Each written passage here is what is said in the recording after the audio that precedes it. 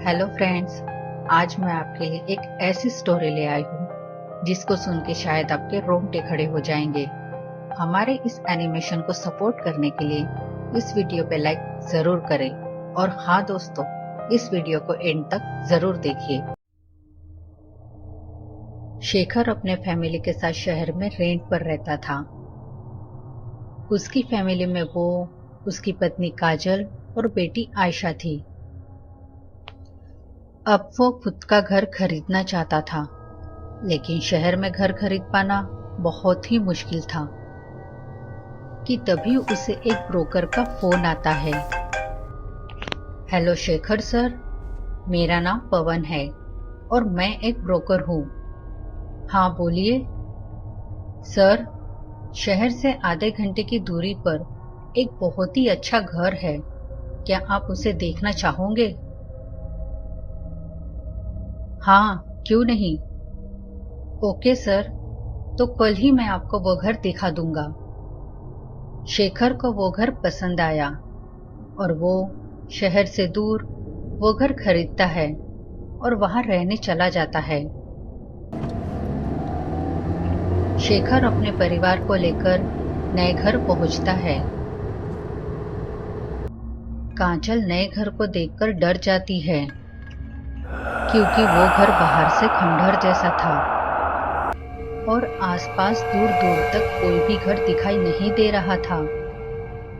वो घर एक सुनसान जंगल एरिया में था। आयशा नए घर को देखकर बहुत खुश थी। वाओ पापा, ये घर तो बहुत ही अच्छा है। यहाँ कितनी शांति और सुकून है। मुझे तो ये घर बहुत पसंद आया। तुम खुश हो ना बेटा? हाँ पापा, बहुत। शेखर जब काजल की तरफ देखता है तो उसे काजल थोड़ी डरी हुई दिखाई देती है।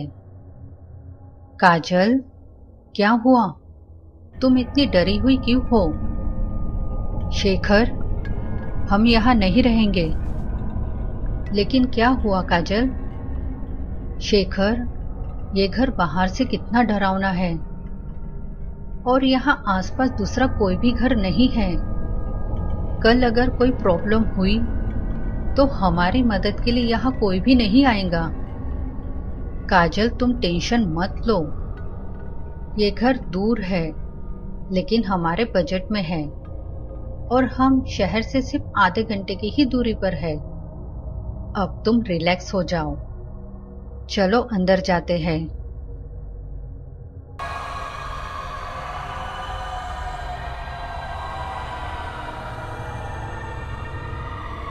वाह पापा, ये घर कितना बड़ा और अच्छा है। काजल, मैं अब ऑफिस के लिए निकलता हूँ। शेखर, तुम आज के दिन ऑफिस मत जाओ प्लीज। ये घर हमारे लिए नया है और यहाँ आसपास कोई नहीं है। काजल, मुझे जाना होगा। मैं शाम को जल्दी घर आ जाऊंगा। Okay bye. मम्मी, क्या मैं बाहर जाऊं? मुझे ये जगह बहुत पसंद आई, इसलिए थोड़ा फ्रेश होकर आती हूँ। नहीं बेटा, आज नहीं, कल जाना।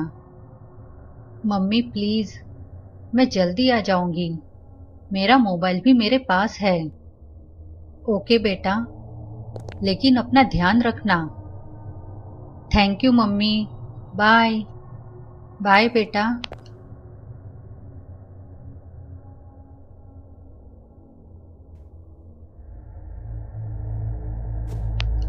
आयशा उस घने जंगल में घूमने के लिए निकल जाती है।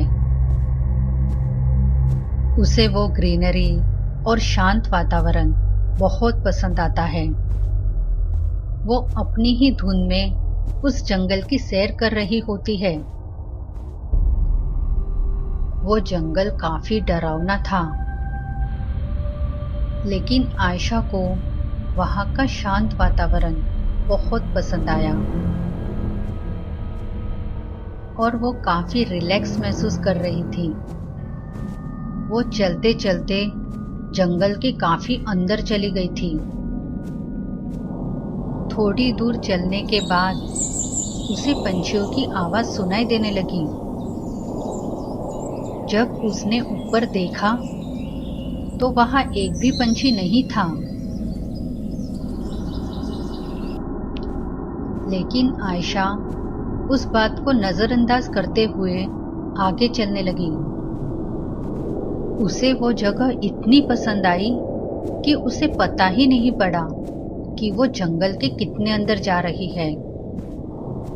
वो बस चलती ही जा रही थी, जैसे कि उस जंगल ने उसे अपने वश में कर रखा हो। थोड़ी देर बाद उसे एक गाना सुनाई दिया। वो ध्यान से उस गाने को सुन ही रही थी कि उसे फिर से पंछियों की आवाज सुनाई दी। उसने फिर से ऊपर देखा तो वहां एक भी पंछी नहीं था। ये देखकर आयशा थोड़ी शॉक्ड हो जाती है, लेकिन इस बार भी वो इस बात को नजरअंदाज करके आगे बढ़ती है। थोड़ी दूर चलने के बाद उसे एक बंद फाउंटेन दिखाई देता है, जिसे देखकर आयशा डर जाती है, क्योंकि वो फाउंटेन डरावना था। आयशा उस फाउंटेन के नजदीक जाती है तो वहां उसे एक बॉक्स दिखाई देता है। आयशा उस फाउंटेन के पास जाके उस बॉक्स को देखती है। आयशा जैसे ही उस बॉक्स को खोलती है तो थोड़ी दूरी पर वहां एक डरावना भूत आ जाता है, लेकिन वो आयशा को दिखाई नहीं देता। वो भूत आयशा को देख रहा होता है। उस बॉक्स के अंदर एक साइलेंट म्यूजिक बजने लगता है, ऐसा म्यूजिक जो किसी को भी अपने वश में कर ले। आयशा उस म्यूजिक को सुन रही थी और वो भूत भी उस म्यूजिक पर झूम रहा था। अब आयशा को धीरे धीरे नींद आ रही थी।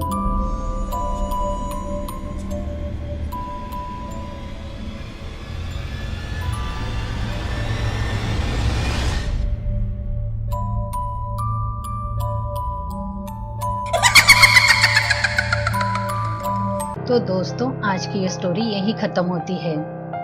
अगर आपको इस स्टोरी का सेकंड पार्ट चाहिए तो हमें कमेंट सेक्शन में जरूर बताइए, और साथ ही साथ हमारे इस वीडियो को ज्यादा से ज्यादा लाइक तक पहुंचा दीजिए। तो दोस्तों, मिलते हैं आपसे बहुत जल्द इस स्टोरी के सेकंड पार्ट के साथ। और हाँ, जाते जाते हमारे इस चैनल को सब्सक्राइब जरूर करें।